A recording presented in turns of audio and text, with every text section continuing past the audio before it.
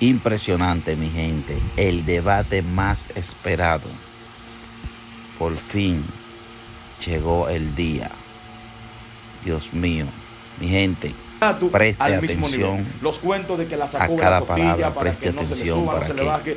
Cuentos, aprenda incluso lo encontré en un libro de y Alfred Enderchen, y se no llene tiene que de ver nada en lo absoluto, conocimiento, mi específicamente gente, estoy con hablando de la estos página dos 100. hombres de Dios que portan gran conocimiento de lo alto. El señor Steven Javier y Vladimir. Esto está a otro nivel de gloria. Así que no te desconcentres, presta mucha atención para que seas edificado. Responde que en la tradición judía la ayuda idónea es una colaboración mutua, una relación de igualdad y respeto, y no un rol de inferioridad. De hecho, la idea de jerarquía de género surge posteriormente como consecuencia del pecado, machismo, feminismo y todas esas cosas. Además, entonces, ¿por qué Pablo expresa que el hombre es hecho primero? No sucedió algo aquí. Cuando la mujer peca, entonces pasa algo. La mujer cae en un estado de supervisión por el hombre porque fue creada de último y es la que peca primero. Entonces, cuando Pablo habla de Adán, que es el primero, se revela algo como cabeza federal o la responsabilidad representativa. Estos muchachos están en mi casa, ahí hay varias habitaciones, pero hay una que es la más grande y la que más tiene. Aunque ellos los tres valen lo mismo para mí, el que llega primero se queda con esa habitación. Eso es lo que sucede. Pablo está hablando de la cabeza federal, de la autoridad representativa, porque fue creado primero, no porque fue creado superior. Cuando la mujer peca, entonces aquí entra algo. Con este marco observamos que la cultura hebrea y el contexto bíblico representa una visión de igualdad y complementariedad entre hombre y la mujer. Por tanto, dejará el hombre a su padre y su madre y se unirá a su mujer. Este es el primer pacto que entra acá. Y la palabra cónyuge tiene que ver con yugo, lo que le ponían a los bueyes. O sea, los dos que hacen una sola carne son dos personas distintas, pero en un solo yugo, que son los que van a caminar juntos. Por ejemplo, cuando nosotros presentamos esto, analizamos un punto mucho más importante. Luego, ahora que vemos que todos tenían el mismo nivel, que el hombre y la mujer tenían el mismo estatus, yo presento el cónyuge es la unión matrimonial que no se puede romper. ¿Bajo qué fundamento? Génesis 2:24. Dejará el hombre a su padre y su madre y se unirá a su mujer, los cuales serán una sola carne. Pacto sin papeles, pacto de la palabra, pacto con votos. Presento esto. ¿Cuáles son las características para saber que un matrimonio es establecido por Dios? Ya que he escuchado a muchos por ahí, incluyendo a mi contrincante, expresar que hay matrimonios que no lo ha unido Dios.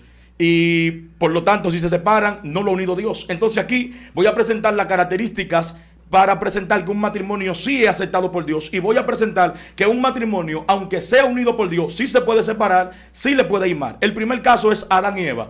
Adán dice, la mujer que tú me diste. Dios le dio a Eva, sin embargo Eva le salió totalmente dañada, mal Adán, arruinando la primera idea de respeto hacia Dios.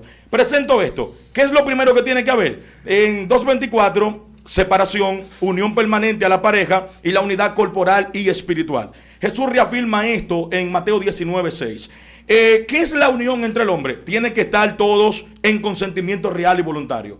Si no están una de las partes de acuerdo y la casan en obligación, ese matrimonio no es legal ni es unido por Dios. Si ambas partes están de acuerdo y pactan con su boca, están totalmente convencidos, aceptando el pacto, están testigos totalmente oculares que puedan servir como fuente y eje central, entonces el matrimonio totalmente es aprobado por Dios. Tienen que guardarse puro, no pueden haber contactos, entiéndase, adulterio. Y aquí yo presento el punto que más me gusta, la característica cultural en Israel.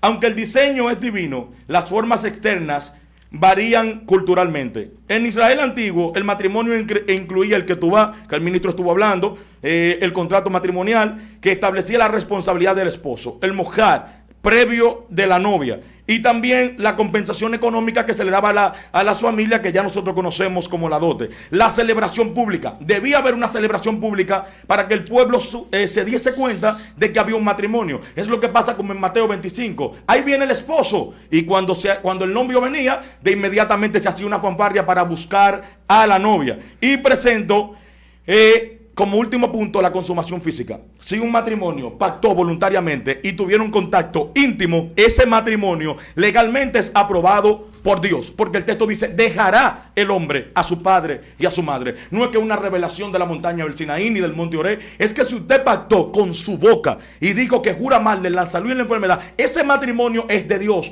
No es que lo casaron pastores o un profeta. Si usted aceptó voluntariamente las características matrimoniales para unirse en pacto con una persona, ese matrimonio totalmente es de Dios. ¿Por qué presento todo esto como preludio, este epítome? Lo que pasa es que para yo entrar ahora a Deuteronomio 24, tengo que decir algo que el ministro del parecer pasó por alto. Insisto, estoy en mi tesis todavía.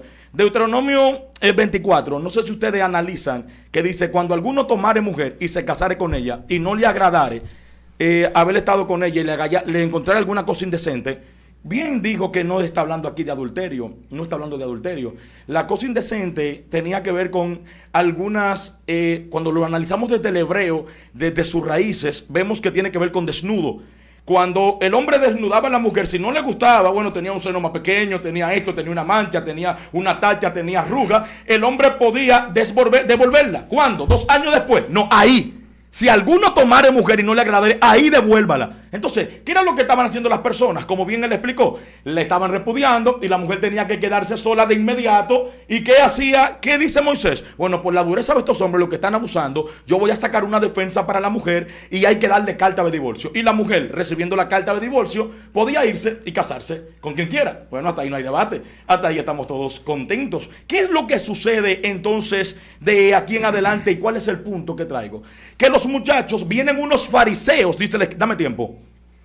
Los fariseos, dice, ok, los fariseos, me queda un reguero de tiempo, tú le estás haciendo trampa al ministro, me pusiste 20. Se le multiplicó el Habla tiempo. la verdad. No, pero es para que usted fluya más. Okay. Ya, fluya.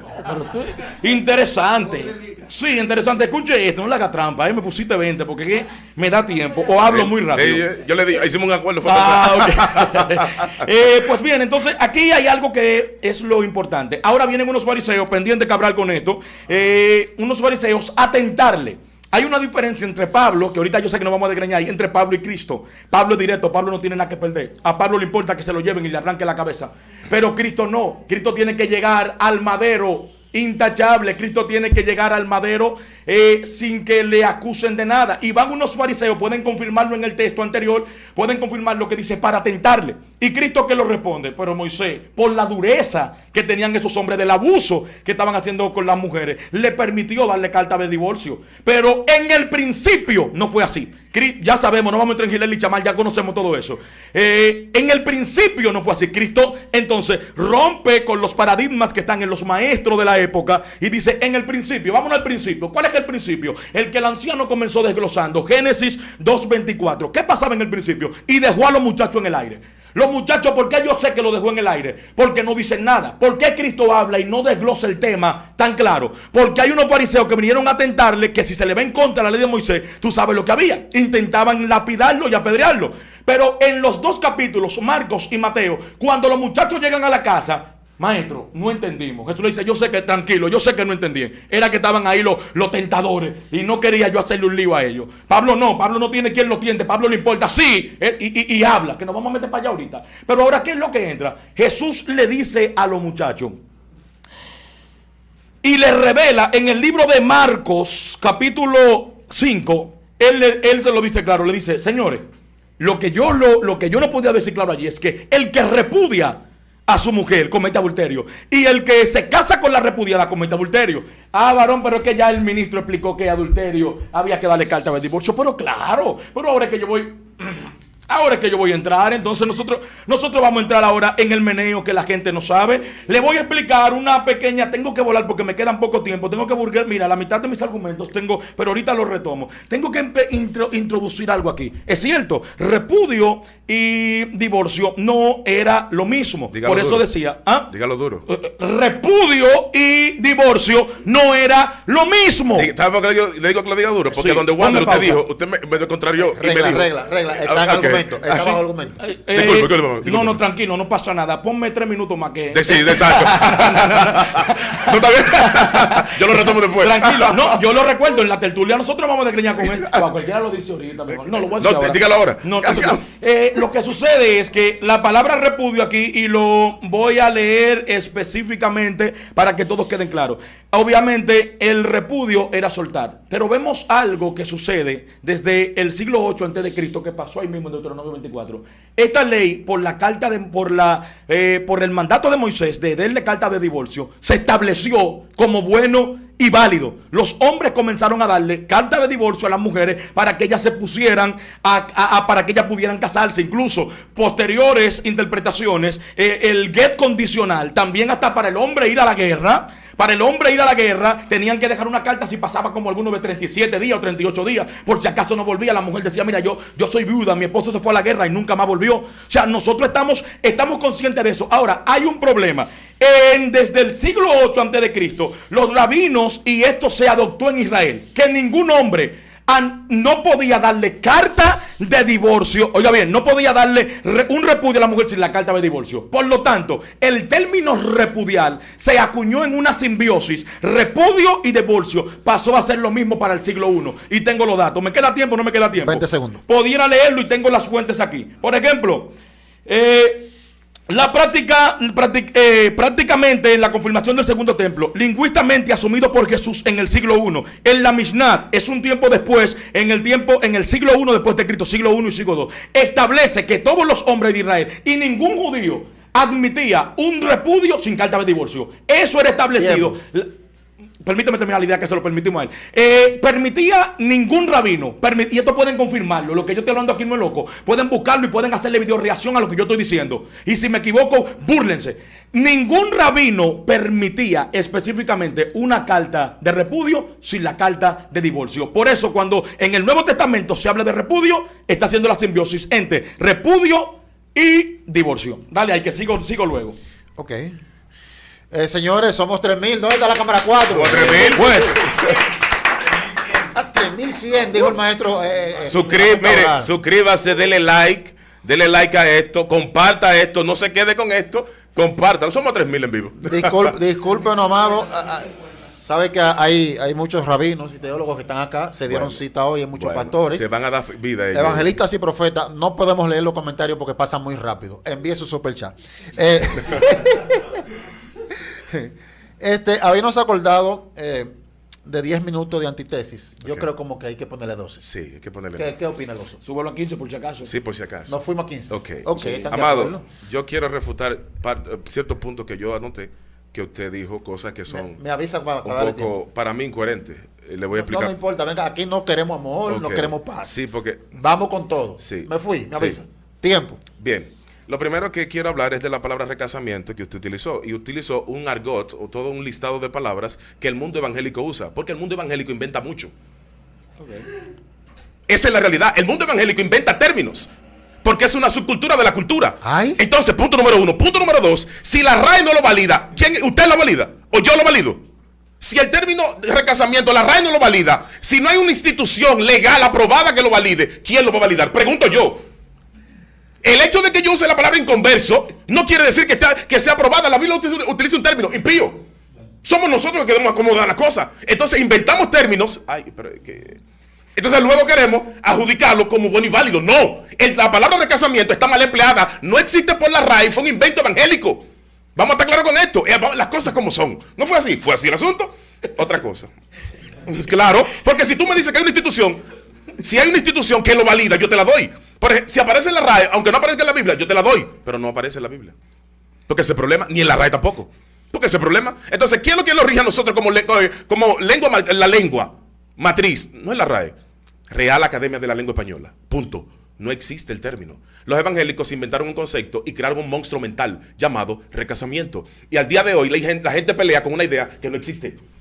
Porque a nivel mental usted se inventó algo y se adoptó algo, lo acuñó, lo insertó dentro de usted, pero eso no existe. Y si no existe, ¿por qué usted lo defiende?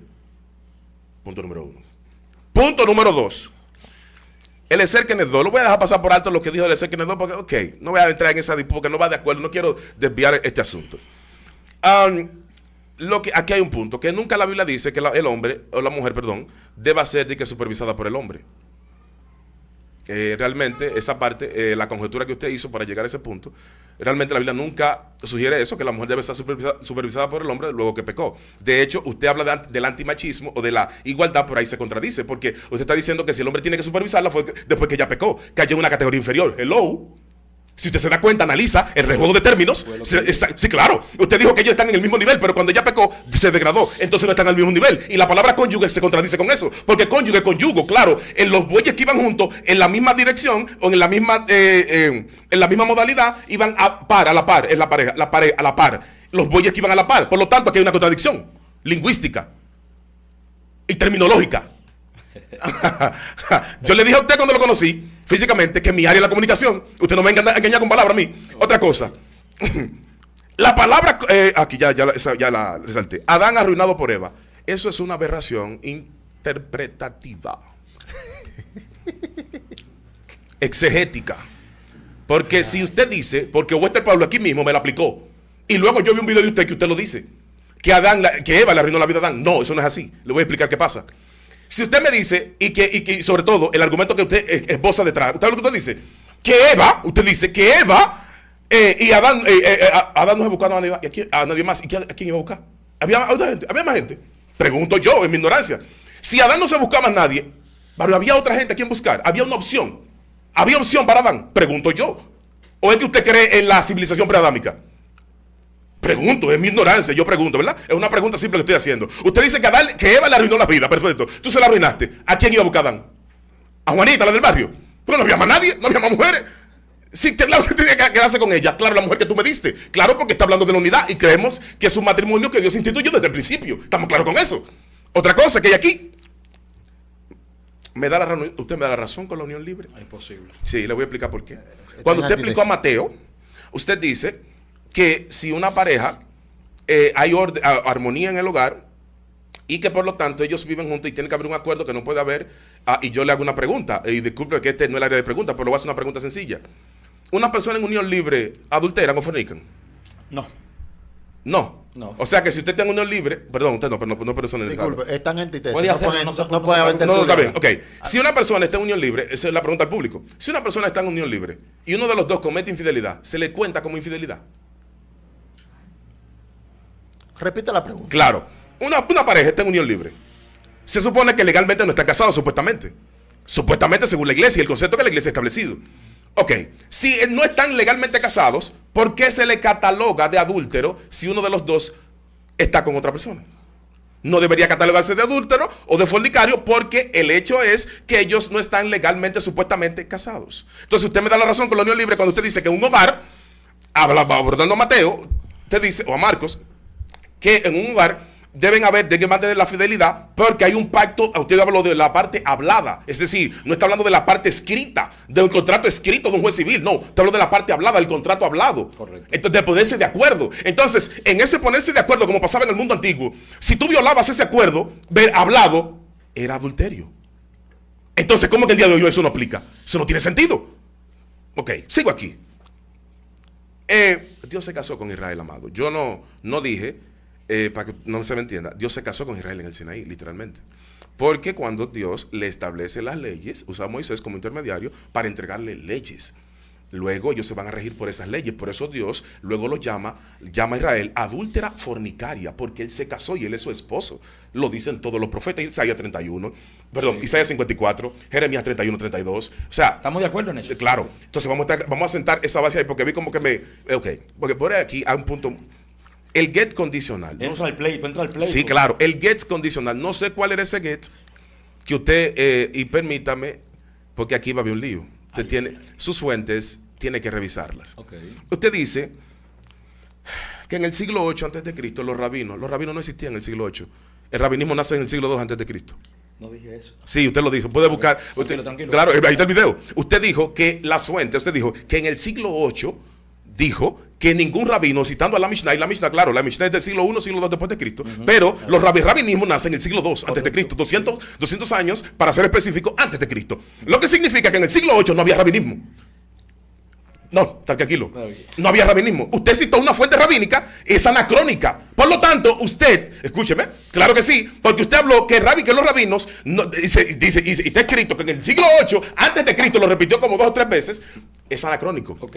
Claro, por lo tanto, su fuente tiene que revisarla porque está mal. Otra cosa muy importante, la carta de repudio. No hay carta de repudio. Hay carta de divorcio, no es lo mismo. Sefer Kritut. Sefer Kritut en el tiempo de Moisés, en el tiempo de Jesús y los apóstoles se llama get. Son 2 cosas, o sea, es lo mismo con nombres diferentes. Por eso es que tenemos que rastrear las palabras en su contexto, en su evolución histórica. El Sefer Kritut, allá cuando Moisés, es una cosa, ¿verdad? Es lo mismo que get, pero es un lenguaje rabínico, ya adoptado por los rabinos para explicar la palabra carta de divorcio o carta de corte. Yo creo que hasta ahí me queda tiempo. Sí. No, pero dámelo a mí. No, déselo. Dámelo a mí. Se lo doy. Déjalo. Le entrego esos minutos. Sí, claro. No, pero ¿cuánto Ya. le quedan? Le quedan 8, le quedan 7 minutos, No. 23 segundos. Está bien. Déjeme tomar agua.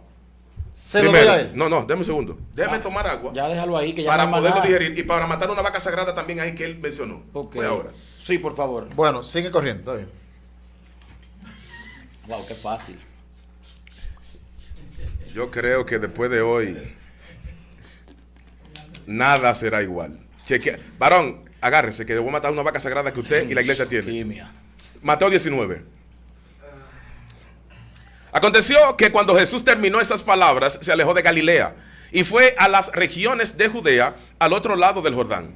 Y le siguieron grandes multitudes y los sanó allí. Entonces vinieron a él los fariseos tentándole y diciéndole: ¿es lícito al hombre repudiar a su mujer por cualquier causa? Él respondiendo les dijo: ¿no habéis leído que el que los hizo al principio, varón y hembra, los hizo? Y dijo: por esto el hombre dejará padre y madre y se unirá a su mujer y los dos serán una sola carne. Así que No se me pierda. no son ya más dos, sino una sola carne. Por tanto, lo que Dios juntó, no lo separa el hombre. Le dijeron: ¿por qué pues mandó Moisés dar carta de divorcio y de repudiarla? Él les dijo: por la dureza de vuestro corazón, Moisés os permitió repudiar a vuestras mujeres, mas al principio no fue así. Este texto, versículo 8, es el texto más mal interpretado de Mateo, uno de ellos. Porque dice aquí: mas al principio no fue así.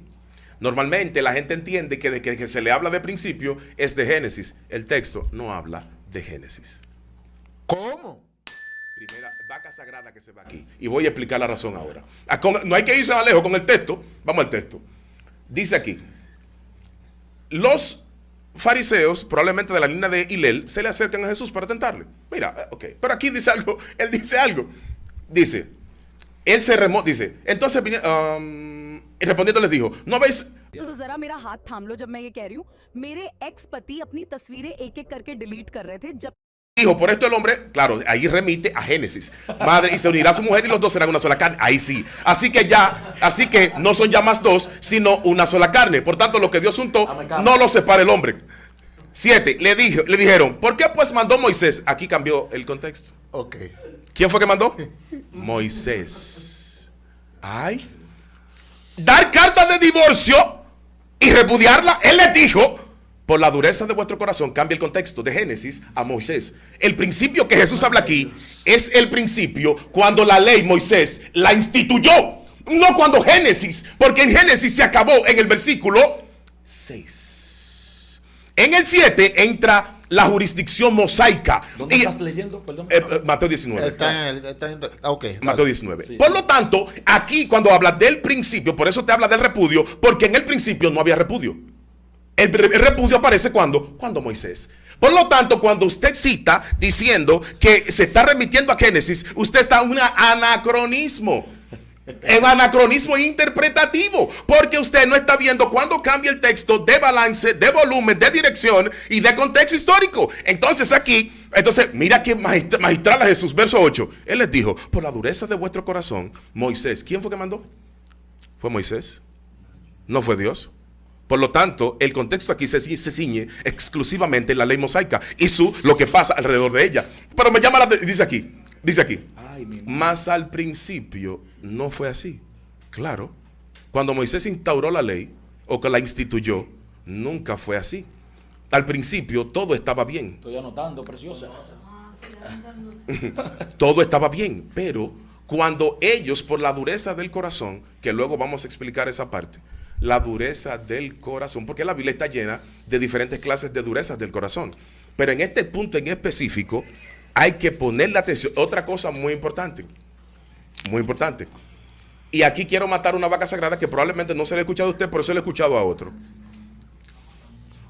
Escucho a personas que dicen que Jesús, usted habló y usted saltó con la interpretación de hace todo el mundo. Todo el mundo dice que cuando Jesús se remite al principio para evadir el fariseísmo. Continúe. Para Jesús evadir el fariseísmo de Hillel y de Chamay, se fue al principio. Sí, pero usted tiene que explicar qué principio, porque el principio del verso 4 no es el principio del verso 8. Por lo tanto, hay un principio en Génesis, y con esto termino, principio de Génesis, hasta el verso 4, donde lo explica muy magistralmente, verso 6, pero en el verso 7 y verso 8 cambia diametralmente y habla del principio de allá de Génesis y el principio de la institución de la ley cuando Moisés. Por tal razón, él dice, en el verso 8, dice que por la dureza de vuestro corazón Moisés os permitió repudiar a vuestras mujeres. Correcto. Ojo con esto, lo que implica entonces que hay una confusión a la hora de interpretar este texto, creyendo que la palabra principio siempre tiene que ver con Génesis. Gracias. Le quedan 3 minutos. Ya, pues, deje eso así. Deje eso así ya, que no hay más nada que decir. Dale. Seguro. Dale, que quiero entrar ya, pero ver acá. Señores, quiero que dejen en la caja de los comentarios quién va ganando este debate, cómo va la sangre corriendo. Llamaron allá a producción. ¿Te comunicaste con Recefu? Sí, está abajo ya. Ok, dile que yo costeo todo. Ok, la mejor caja. Ok. Tiempo. Señores, mírenme. Los evangélicos inventan mucho. Sí, por Dios, eso no es ni siquiera llave en el debate. Yo porque no me gusta dejar cabo suelto. Pero los teólogos usan la palabra eisegesis. Pero que no y está. Disculpe. No pasa nada, no pasa nada. Disculpe. Señores, ok, los evangélicos invitan mucho. Se llaman tecnicismos teológicos. O sea, no es que uno se inventa una palabra. Incluso nosotros tenemos, por ejemplo, el chin. Nada más nosotros lo utilizamos. No comunica. Comunica, eso no se debate. Por ejemplo, dame un chin. Uno no puede decir eso en otro país porque ellos no entienden. Tienen que decir dame un poco. Sin embargo, es un tecnicismo teológico que nosotros utilizamos. Pretribulacionismo. Es un invento teológico. Es un invento porque la RAI no lo dice, no existe. No, porque algo no esté avalado por la RAI no quiere decir que no comunica. Comunica totalmente y pueden buscarlo. Se llaman tecnicismo teológico. Usted utiliza algo para llevar un mensaje aunque no esté meramente establecido por la RAI. Bueno, la RAI no lo dice. ¿Y quiénes son ustedes para aceptarlo? Bueno, comunicamos. Si a través de la comunicación, perífrasis o la traducción dinámica nosotros podemos llevar a cabo algún mensaje, sí es válido. Si el ministro Vladimir no lo entiende, pues yo lo entiendo ahora. Porque cuando uno agarra algo fuera de base, quizás uno no lo entiende al tiempo. Pero esa parte tiene que analizarla. Porque nosotros los teólogos utilizamos términos que no aparecen en la RAE y nosotros lo utilizamos y son válidos y existen. Incluso usted entra ahora mismo a Google y pregunta ¿qué es una eisegesis? Y Google le da una definición. Sin embargo, la RAE no lo acepta. Punto para mí, por favor. Anótamelo ahí. ¿Quieres ser full pendiente? Voy para allá. Wow. Adán y Eva. Sí. Eva le arruinó la vida a Adán. Adán dice, la mujer que tú me diste. Sí. ¿Quién le dio del árbol al hombre? La mujer. ¿Y Adán a quién le echa la culpa? La mujer que tú me diste, o sea, fue Eva. Mírame, Adán lo que le está diciendo, aquí todo esto estaba tranquilo, la vaca por allí, el gallo por aquí. Llegó esa mujer y hizo el meneo. ¿Qué es lo que...? Wow, Dios mío, no lo busqué para no perder tiempo. Yo lo tengo hasta en ok. Aquí yo lo tengo en hebreo pendiente, pero no me dio tiempo a buscarlo para no perder mucho tiempo. Se lo iba a leer en hebreo totalmente para que vean. Dice, cuando Dios le dice, ahora los deseos tuyos serán para tu marido. ¿Cuál es el castigo de la mujer? Parir, multiplicar con dolor. Sus deseos serán para su marido. Ahí la mujer ahora entra. Por eso nosotros vemos que la mujer inmediatamente para hacer cualquier cosa tiene que haber un hombre. Tiene que tenerlo. Y eso no voy a entrar en muchos temas con esto para que no vayan a decir que es machismo ni nada. Ese es el término que se emplea. Los deseos de la mujer serán para su marido antes del pecado. Eso no era así. Por eso presenté el término Ish e Isha. Lo presenté también. Entonces, no pueden confrontar de que Eva no. Sí, Eva. Ok, otra pregunta más. Que él dijo, no buscó a nadie más. ¿Qué tiempo vivieron Adán y Eva? 920 años. Y para la cultura del siglo I, las niñas, usted sabe que se casaban a los 13 y a los 14 años. Se cree que María se casó con eso. Legítimamente y jurídicamente en Israel es a los 18. Pero bíblicamente, pueden confirmarlo, una muchacha mayor de edad a los 13. Y cuando da, usted lo conoce, cuando da su a los 12 y el hombre a los 13. Y cuando da su primera menstruación, está lista para casarse. Compruebe, sí. Otro punto para mí, pendiente con eso. Entonces, imagínense ahora Eva y Adán, que viven 936 años por ahí. ¿Cuánta gente no pudo haber tocado? No, Cristo se va al principio. Espérense pero que me queda mucho tiempo. Sí. Yo estoy como, es que creo que estoy en la 12 cabina minutos. con 5 minutos. Creo que son 5. Vamos a bajar un poquito aquí porque estamos esto, pero eso me encanta. Lo entiendo. Aquí no lo voy a hacer como una refutación porque di los dos términos juntos, quizás lo malentendió. Pero yo no dije que existían rabinos en el siglo VIII. Yo dije que desde el siglo VIII, siglo VII, Deuteronomio 24 es establecido el término que estamos discutiendo. Si va a repudiar a una mujer, dele carta de divorcio. Desde ahí los judíos comenzaron a implementar que el que repudiaba a la mujer tenía que darle carta de divorcio. Dije que los rabinos del siglo I y II, ahí cité la Mishnah, iba a citar el Talmud, pero no lo quise porque lo considero un poquito más allá, pero tengo un sistema que lo voy a soltar ahorita. Eso fue lo que quise decir. Para la refutación que él dijo, porque él refutó que yo dije que habían rabinos en el siglo VIII. No. Yo estoy hablando de Deuteronomio 24, que todo el que lo conoce se lo sitúa entre el siglo VIII y el siglo VII. Ahí fue que presenté que desde ahí, desde que Moisés establece eso, darle carta de divorcio a la mujer que ellos repudiaban, desde ahí comenzaron todo el mundo a darle carta de divorcio a la mujer que ellos no querían. Y no era difícil. No era difícil, solamente era que ella se podía volver a casar, pero él podía buscar a otra mujer y no había problema. Ellos no tenían problema con darle una carta de divorcio y por eso fue establecido. Ya para el siglo I, siglo II, siglo III en adelante, ningún rabino, que esa fue mi tesis, para entrar ahora en la palabra repudio que vamos a usar a continuación, porque los 20 minutos que siguen son 20 minutos de chipeo. La palabra repudio que aparece en Lucas, en Marcos, en Mateo, es la simbiosis entre las dos palabras, entre divorcio y repudio, porque ningún rabino aceptaba un repudio sin la carta de divorcio. ¿Me entiendes? Y yo si tengo fuente, la puedo revisar porque la tengo toda. Y tengo la página en la cabeza. Los libros que estamos utilizando y de cultura hebrea y de todo, lo tengo en la cabeza hasta la página. Hasta el número del párrafo lo puedo decir ahora mismo. Dios y mío. nada más pregunten. ¡Pou! Ya me siento oso.